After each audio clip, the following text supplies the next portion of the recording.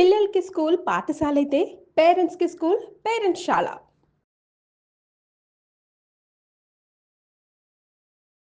నమస్తే అండి.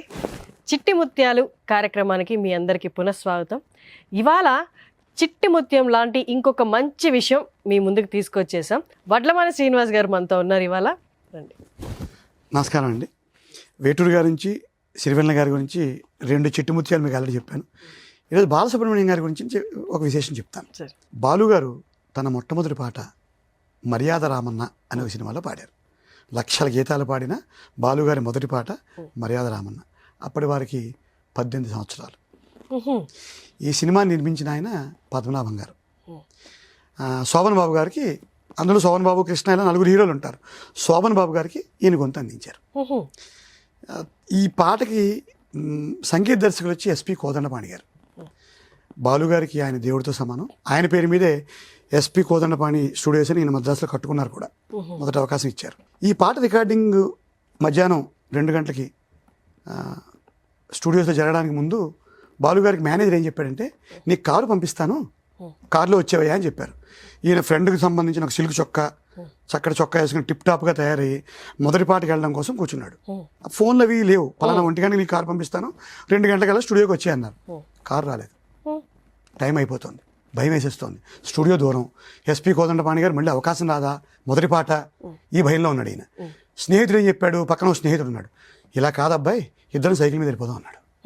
ఎంత మరి 10 మైళ్ళు 15 మైళ్ళు రూమ్ నుంచి కష్టపడి సైకిల్ తొక్కుంటూ ఒక 10 నిమిషాలు ఆలస్యంగానే స్టూడియో దగ్గర చేరుకున్నారు. అక్కడ ఉన్న వాచ్మెన్ ఆపేశాడు.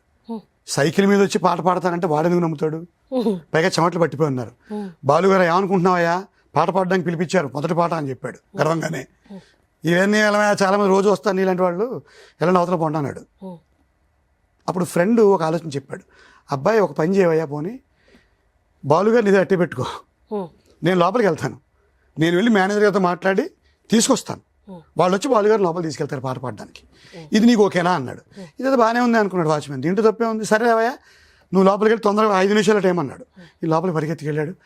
ఏమయ్యా ఏమైపోయాడు నీ ఫ్రెండ్ అని అడిగారు అక్కడ అప్పుడే కోపంగా. సార్ ఇలా కారు వస్తుందన్నారు, రాలేదు అంటే పరిగెత్తుకుని బయటకు వచ్చాడు. ఆ మేనేజర్ పట్టుకొచ్చి బాబు పంపించని బాలుగారు లోపలికి తీసుకెళ్ళాడు. బాలుగారు లోపలికి వెళ్ళిన తర్వాత ఎస్పి కోదండపాణి గారు చిరెత్తుకుపోతున్నాడు. ఈయన చెప్పాలో వద్దో తెలియదు మేనేజర్. సరే ఆ మాట అంత ముందు రికార్డింగ్ అన్నారు. రికార్డింగ్ స్టార్ట్ చేశారు. మొట్టమొదటి పాట భారతదేశం గర్వించదగ్గ గాన గంధర్వుడు దశకంఠుడు బాలుగారు పాడిన మొట్టమొదటి పాట రికార్డింగ్కి సమయం ఆసన్నమైంది. ఈయన గొంతు సవరించుకున్నాడు. భయంగా ఉన్నాడు, చెమట్లు పట్టిపోతున్నాయి. లేటుగా వచ్చాడు. కోదండపాణి గారు కోపంగా ఉన్నాడు, ఈ బాధలో ఉన్నాడు. ఆ మొదటి పాట ఏంటంటే, ఏమి ఈ వింత మోహము ఏమి కలవరము, ఏమి ఈ వింత మోహము ఏమి కలవరం అనేది పాట మొదలైంది. సుశీలమ్మ గారు పాడతారు. అందులో 4 మగ గొంతులు ఉంటాయి, 4 గాయకులు. కృష్ణ గారు, శోభన్ బాబు గారు, ఇంకో 2 హీరోలు. ఈయన శోభన్ బాబు గారికి 3.5 వయసు. సో మొదలుపెట్టి బాలుగారు తన మొట్టమొదటి పాటని ఆలపించడం మొదలుపెట్టారు. భయంగా ఉద్విగ్నతతో, ఒప్పుకుంటారో ఒప్పుకోరో, ఏమవుతుందో, టేకులు తీసుకోవాల్సి వస్తుందో అని.